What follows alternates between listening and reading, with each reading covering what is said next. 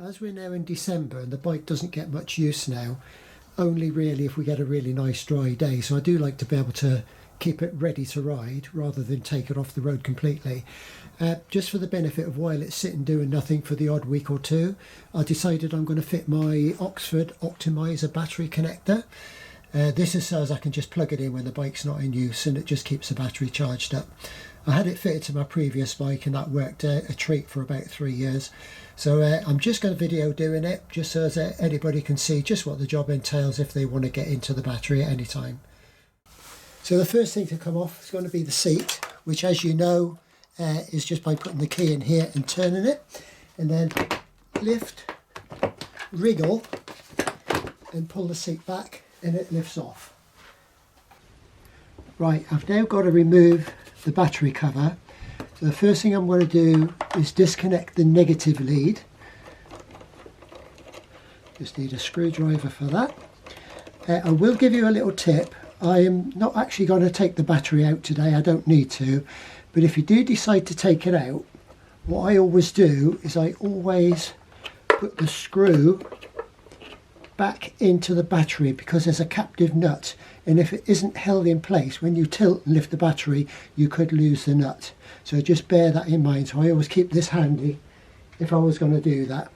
The next thing is to remove the data link. Now, the data link is just clipped into place, it's not connected to anything, and to remove it there's a little black clip here which you push that way. Now it's a little bit awkward to do it here because the camera, so if I pull that back and then pull the data link this way, it just lifts up out of the way like that, and that's out of the way. So I've now got to remove the 4 clips that hold the battery tray in position. So you've got one here, one here, one here, which also holds on the tool cover, the side cover where the tools are, and there's another one on this side which is a little bit more awkward to see. Hopefully you can see it on the other camera there, and they've all got to come out. Now how you do that, you need something with a pointed tip, and they're very, very easy. I just call them push pin connectors or push pin clips. You just push the center pin in till it clicks, and then to lift it out, you just lift it. Now make sure you do get a good hold of these because they're a little bit small and fiddly. They're a little bit small and fiddly, so as you don't want to lose them, or lose them down in the depths anyway, because you may have a job finding them. While I'm here, I'm just going to show you how they work. Now when we push the pin down, it pushes that way, which allows you to lift it out. Now when you refit it, what you have to do first, you have to push the pin back till it's outside the top end. Grab hold of the pin, hold the pin up, push that in flush, and then push it and it clicks back into place. Simple as that. If you try gouging it out with a screwdriver, you'll ruin it completely, and well, I wouldn't say you'll never get it out, but it'll be a bit of a job. So I've got 4 of these to do. 1, 2, 3, and then the other one up here. A little bit dark in this corner, so I'm just going to pop a lamp on there just so as you can see it here. Yeah, so you can see it here now. So I've just got to push that in there and just push the center pin in. Okay. Now at this stage, if you wanted to take the tool covers off, or if that was all you were doing, taking the side covers off, you wouldn't need to undo those two. You would just need to either undo this one. Now it's a little bit fiddly to get this out because it sort of drops into that there. So if I just pull it this way, it's a bit awkward to see, and it sort of needs to be sort of lifted so as you can get your fingers around it. You may even need to pull the cover away a little bit and help from behind and lift it up like that and pull it out. Like I said, be very careful, don't drop these or lose them, because they're a little bit awkward to hold on to. So I've got these 4 coming out. Just get rid of my torch again for a minute.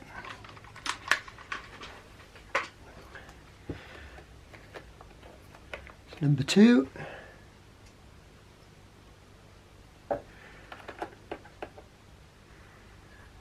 Number 3. One other thing you will have to do when you reconnect the battery, you will have to reset your settings on the speedo, like your it'll be the clock will need setting, and also your settings for whether it's mile per hour or kilometers per hour. That's all in the book how to do that, so I'll leave you to do that yourself. Now we've got all the clips out of the way, the next thing is to come off is the battery tray. It's a little bit fiddly this, so what you do is you push the back end forward till that unclips, and if you lift that right side out there and just round underneath the rear support there, it's a bit fiddly. The actual negative terminal gets in the way here, so I actually just need to push that back because there's a little thing that goes underneath it, a little loop. But you can get that little bit out. So it's a little bit fiddly. Now careful here because it's possible probably to break this, I would expect. Right, so that's that bit lifted out. And then that comes out of the side. There's a little bit here which goes around the back of the helmet holder. And once you've got that out, just lift it away. Now before I actually touch the positive terminal, I just like to just put something just between the negative terminal and the battery itself, just so that it's not making any contact, just in case. It should be quite safe, but just in case. So back to my Phillips screwdriver, and they're going to disconnect the positive terminal. And again applies, if you're going to take the battery out, once you've taken the terminal off, just put the screw back into the battery just so you don't lose the nut when you do lift the battery. As I said, I'm not going to do that today, because I've no need to. There is a rubber band along here which clips down the side, just got to push it down and loop it back up. Okay, so to connect my battery lead, I've got the positive one with the fuse, which is the one I'm connecting to the positive, and the black one to the negative. Now I want to try and feed it so as it doesn't interfere with the battery cover when it goes back on. So I'm going to try and get this cable up underneath here so as it's in line that way when I put it on. So I may have to fold it a bit there. I don't want to do it too tight because I don't want the terminal to come loose. So what I'm going to do, let me get the screw handy. This is probably going to be a 3-hand job this, I expect. I'm going to put the nut into the holder.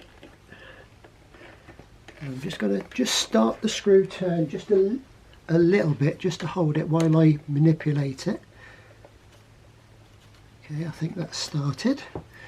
And I'm going to turn this terminal around so as it's underneath that cover. I'm just going to push that cable back into there as well. So once it's in line, it's not going to stop the cover going down and actually insulating it. Right, so I'm just going to hold it while I tighten that down.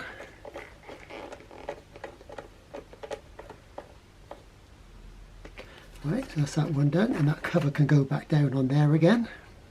Now I can't connect the negative back yet because I've got to put the battery cover back on. So bearing in mind how I did it when I took it off, I think what I'm going to try and do is I'm going to try and put this underneath the helmet holder and get that bottom corner in under there first.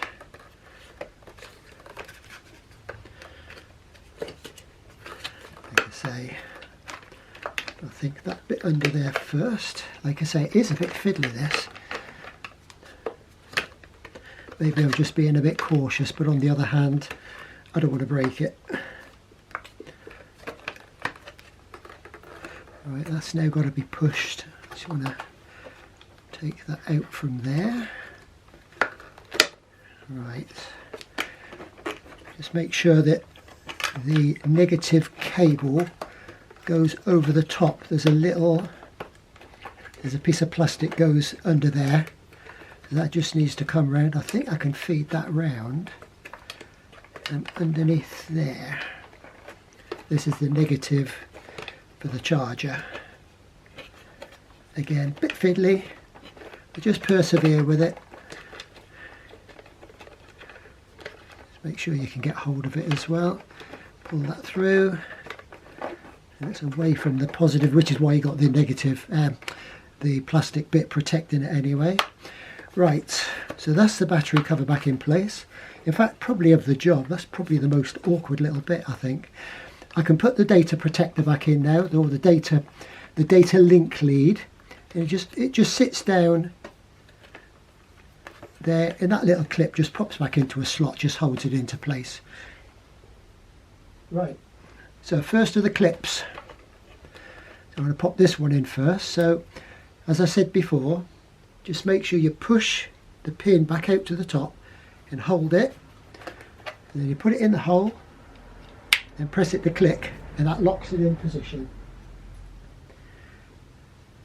Same with that one over there. And then the one over on the toolbox side, what you do is if you push the toolbox cover back, you can actually just push that through while still holding the pin out. I'll just show you that. Like I say, this one's just a tiny little bit more awkward because the battery cover seems to be in the way. You can see it doesn't actually line up, sort of lines up there. Let me just make sure everything's out of the way.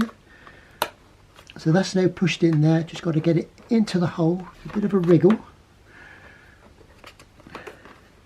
Trying to keep the pin out. So that's now flush, just push it and lock it in position. That's everything done. And now I'm going to connect my terminal back up again. And then just dip it up nice and tight. So that's the data lead back in place, all 4 pins, battery cover, leads going around the back there so they're out the way, not chafing on anything. I'm just going to switch the ignition on now just to check that everything is connected again. Now this next bit, I'm just going to bring the cable over here. I'm just going to leave it underneath that bit of frame there at the rear there. I'm just going to put a cable tie there just so as I can just move it out and plug my plug in, and then it'll all be ready to go then. Okay, so I'm going to put it on the inside, loop it round. So I don't want it too far back that I can't reach it.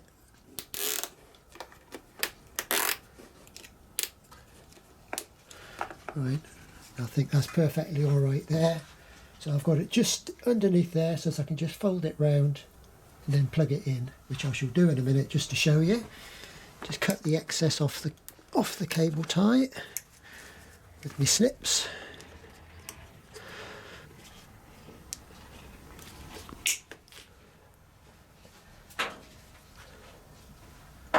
Right, and I'm ready to test now. So that's my Optimiser. When I plug it in, that'll just pop up to the top setting just to make sure it's charging it up again. So there we are, all done. Quite straightforward little job, bit fiddly at times, but just an example of how to do it. Bye.